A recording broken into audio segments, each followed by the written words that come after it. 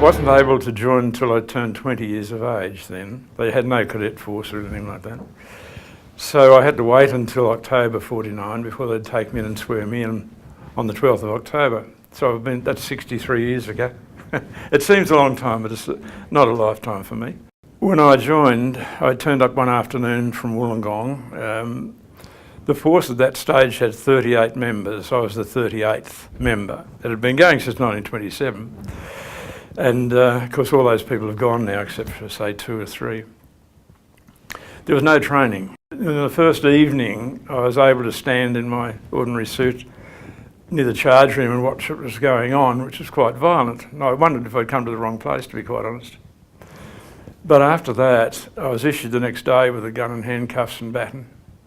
No uniform, they didn't have a uniform for me. So we were given a notebook and an indelible pencil so that we couldn't erase any notes made in the notebook.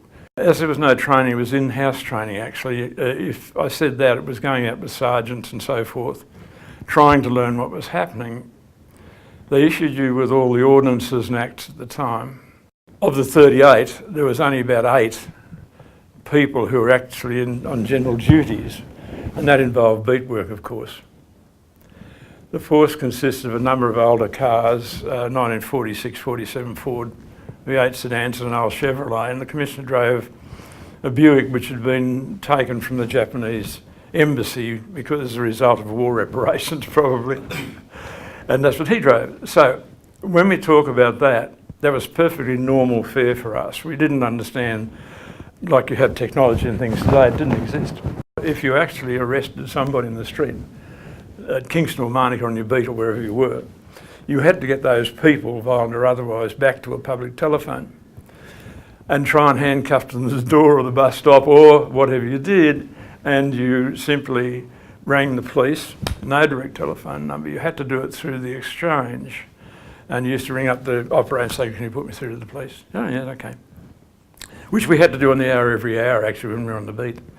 And so that was part of the communication system. So if you went to a job on your own, you had no way of calling for help. But that was standard fare. It worked by having camaraderie and working together as a team. And we got on very well. And there was general duties, the motorcycle corps. They had sidecars too at that time. And of course there were the detectives and coming from the commissioner, there was an inspector, there were senior sergeants and then sergeants third class. We had various other people. We had 2 police women. One was a policewoman, one was a special constable. And she acted as the Commissioner's secretary. So that was, they only ever dealt with child welfare matters. They didn't do street walking or anything like that. And we just learned by experience. It was quite incredible for us to go to Sydney for training, having had 2 years up already in the hard work. And the young fellows coming in there couldn't quite understand that. And so they sort of surrounded us, asked what was happening, what could they expect. It was quite incredible really, but that's the way it was, and I think it happened with all of them. My role from 1957 on was police prosecutor.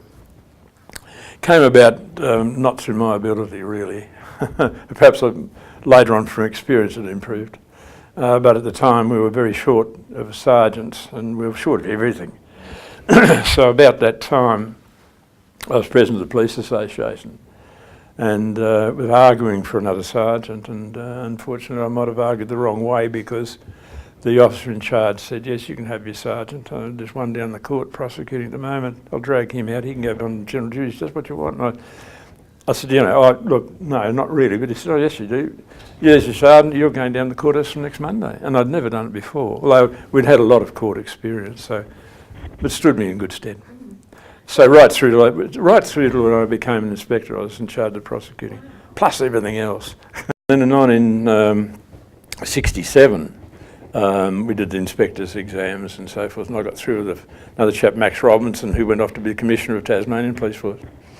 And so they said, "Well, we can't have you in the prosecuting section, we need inspectors, we're desperate, you know." So off I went to be in charge of general duties, not the shift work and general duties.